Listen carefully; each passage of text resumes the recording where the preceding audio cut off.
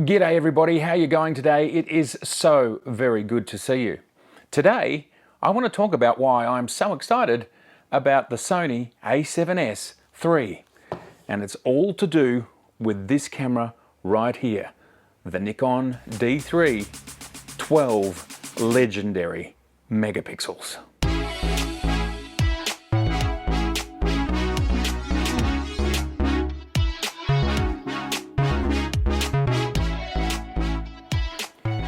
Let's talk about the Sony A7S III.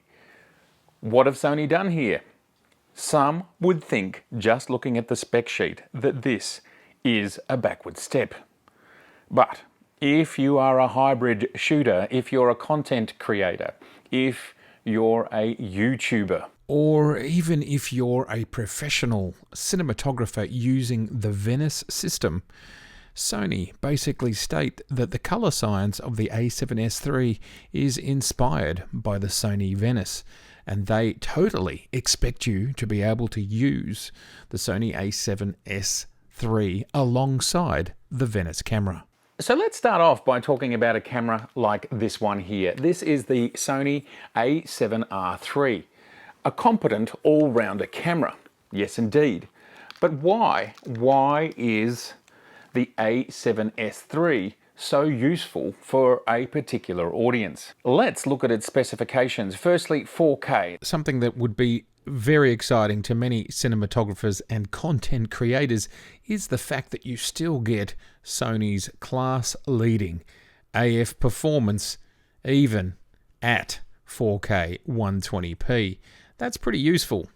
You also get things like 10-bit 422 recording and up to 600 megabits per second in selected codecs. Another thing that can be useful to certain content creators is the ability to have H.265 and H.264 in camera. The advantage of H.265 is as it says here, it has twice the compression efficiency of H.264, thus keeping your files smaller. And the ability for 16-bit RAW through the HDMI output.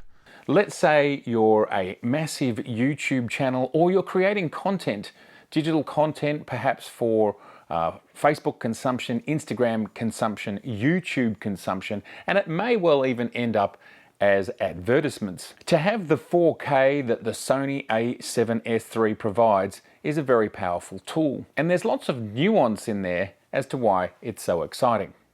Now, I do want to say from the onset that I haven't tested one of these cameras. I've owned multiple Sony Alpha cameras and I've owned multiple other brands and other cameras. So this is my theory on why this camera is so good for a specific demographic. Let's talk about that 4K. That 4K does things like 120 frames per second in 4K, and it can do it for 10 or 20 minutes and beyond without overheating in normal conditions. Now, this is something that's extremely powerful, and there are other cameras on the market offering the same sort of spec, but not necessarily being able to do it without overheating. But there's more to the 4K. Also, we get a new color science with the Sony Video. And this is the same color science we see in their pro-end cameras like the Venice cameras. Now, there is an extraordinarily large YouTuber known as Casey Neistat, and he has now switched from using Canon cameras to using the A7S III in his latest bunch of videos. He's not exactly started to do daily vlogs again, but he is vlogging very often. It's clear to see that he's using the Sony, and for someone like Casey, who's run and gun, on the move, but looking for amazing picture quality, well, you can see the results. His images are looking spectacular. He's able to get great, fast focus. It's getting on his face, the face and eye detector clearly working very well. The colors are looking great. So this is an amazing real-world example of how the Sony A7S III is fitting into certain people's worlds. Casey is an amazing example of that. And it's interesting to see him moving. For so long, he was with Canon, largely. He did use other cameras on the side and tested them out and so on and so forth. But largely, he was with Canon for so very long, and he was with cropped sensor Canon too for a long time. Oh, and shooting at 1080p. To see him now move to 4K, full frame 35mm, and change to the Sony brand, I think it's a massive testament to how this camera, the A7S III, fits so perfectly into a content creator's world. You've got the 4K, which you can just throw it around and do whatever you want to do with. You've got fantastic color science. You've got amazing face and eye detect. And of course, you've got the flip out screen, which is another thing that Casey Neistat has always said is critical for him. Well, now we have it in this camera. So why am I talking about it? Well, in my world, I'm faced with similar sorts of issues.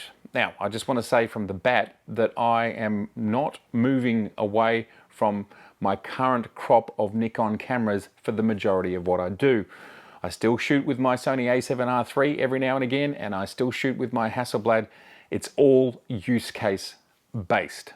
But if I had unlimited budgets and I could buy a camera for every single niche of my world and say a set of 5 or 6 lenses to go with that camera, the A7S III would absolutely look like a fantastic content creator's camera.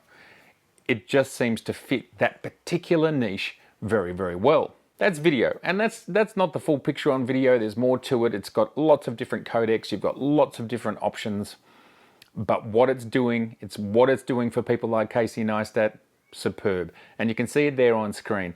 Jump to his channel and watch a few of the videos from the last 2 or 3 months, and you can see what it's looking like. Let's talk about photography. Now, stills photography is still the largest part of my life, the largest part of my income, and something that's critically important to me. One of the best cameras I've ever purchased is this one right here. Well, this is the D3S, but before this, I bought a D3. Absolutely astonishing 12 megapixel camera. Some people will tell you that 12 megapixels is simply not enough. This is a deep conversation which ultimately can be summed up in one hyphenated word: use case. Use case. I have sold canvases, printed canvases with the printers that you can see here in this video up here, where the images were shot on this very camera, and I printed them up to 2.5 meters, which is heading on towards 7 or 8 feet. If you are someone who requires heavy cropping, then 12 megapixels is not going to be enough. If you are someone who is doing large prints that require a lot of detail, for whatever use case that might be, then clearly 12 megapixels is not enough. But I would conject for the majority of people who, if their images are simply ending up online, Facebook, Instagram, and even as I've demonstrated, you can blow these things up big. Of course, they're not as sharp. But let me tell you, when you're looking at an 8-foot high print, you don't get that close to it and pixel peep the physical print. You don't do that. The flip side, of course, is my particular use case, because this camera is from 2007. My particular use case, 13 years on from 12 megapixels kind of being the norm. It wasn't even the highest. There were higher megapixel counts from Canon.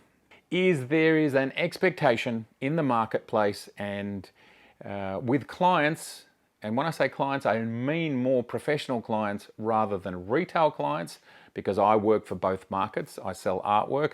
I also sell to commercial clients. If, for example, you're printing something like this, A3, which needs to be at 300 DPI, you might just make it with your 12 megapixels. Let's go to the middle page. Now, this image was photographed on the Nikon D3, but it had to be scaled up. This image here is almost 2.5 feet in size at 300 DPI. So I have clients that do real estate brochures, that sort of size, and they want more resolution. Of course, there are use cases where you need more than 12 megapixels. Of course, and it's up to the individual. If you feel you want that resolution there because you need it for whatever purpose, you don't need to justify yourself. Ultimately, all I'm saying is I think there's a very large percentage of people where 12 megapixels would be enough. That might be, say, 40% of the population who use these sort of cameras. And then there might be another 60% of people that just go, no way, I need 24, 36, 45, that's my minimum. And you know what? Both use case is perfectly cool, absolutely. Back to the A7S III. If you're a content creator and you want to have the best quality 4K, 120 frames per second, and when I say best quality, what I mean is most usable, as in least likely to overheat, and it's going to give you the most options and codecs and all that sort of thing, the A7S III is a great place to be. It is also an extremely competent stills camera, but it's not going to work for everybody, is it? Because it's only 12 megapixels. And then the final thing I want to say about all of this is, of course, those 12 megapixels mean that the photo sites are bigger. They're significantly larger than the 42 megapixels that are in this camera. And because they're significantly larger, that means you're going to collect way more light. And that means that this 4K video camera is the best. Right now, today, it's the best in low light situations. Now, if low light's something that's important to you, it's certainly something that's important to me, which takes me full circle back to why this camera excites me. This was the very first camera that I could shoot handheld at night in low light, 1600, 3200 ISOs. The A7S III is a significant leap on that. And of course, there's the ISO. It's class leading. So if shooting at nighttime is more important in your use case than massive megapixels, well, again, maybe this camera is for you. It's pretty much like Nikon's strategy with the D3, the D4, the D5, the D6. These are low light animals. They absolutely love shooting in the low light. So if your use case, the number one reason for buying is low light, perhaps the A7S III is for you. Of course, we have to take the two other most important parts of why you buy a camera into account here. For me, the three most important reasons to buy a camera are use case, budget, and legacy. So if you're in the Sony system already and you're looking for a low light beast, this is the one to go with. And you're looking for the best all-round vlogging, content creating, YouTubing, video camera, interchangeable lens 35mm style camera, this is the place to be. Of course, if you don't have an investment in the lenses and you're in a completely other system and you've been in that system for 1, 2, 5, 10 years, well, there's no question that the Canon offerings we have today are spectacular. We're still yet to quite understand what Nikon have achieved with the Z6 II and the Z7 II, but they are very, very competent as well, and Nikon are very good at low light as well. And of course, Panasonic are doing great things as well. So when I talk about this camera, I think it's got a very, very specific use case in ultra low light and in getting the very best 4K in this particular segment of the market. But none of its competitors are that far behind it. And again, budget and legacy are going to point you in a particular direction. If money, budget was no limit, I would definitely add an A7S III to my general use content creation toolkit because I love shooting at night. I love shooting at night, and I'd be super interested to see how this camera performs. And a great example of a look that I love is the Tom Cruise film Collateral, which Michael Mann photographed all that on video cameras in low light, all with ambient light. And I just think that's a beautiful look and a beautiful feel. And I love that this Sony A7S III would be able to give us something similar. So please tell me your thoughts. As always, I'm talking about use case. I'm not talking about brand. We only talk about brand because that is what these companies are called. They have names, that's their brand names. and that's where these cameras come from. But I continue to be a use case driven animal. I love the A7S III for that ultra low light look. Like I said, check out the film Collateral starring Tom Cruise, directed by Michael Mann, and you'll understand the sort of things, the look, the feel. It's just a completely different vibe.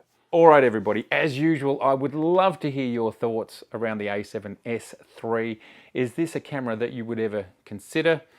And what do you think about it? The idea that Sony has been brave enough to go back to 12 megapixels to create a very specific camera.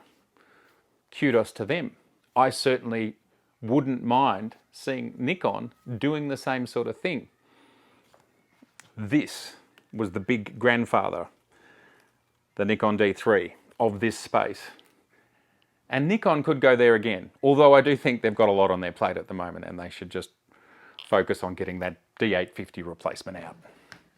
All right, everybody, love to know your thoughts as usual. I look forward to seeing you again very soon. If this is your first time here, it is so lovely to meet you. If you'd like to come back, please subscribe, please share, makes us all smarter, and please like, because that helps the video get out to the world. All right, I'll catch you later. See ya.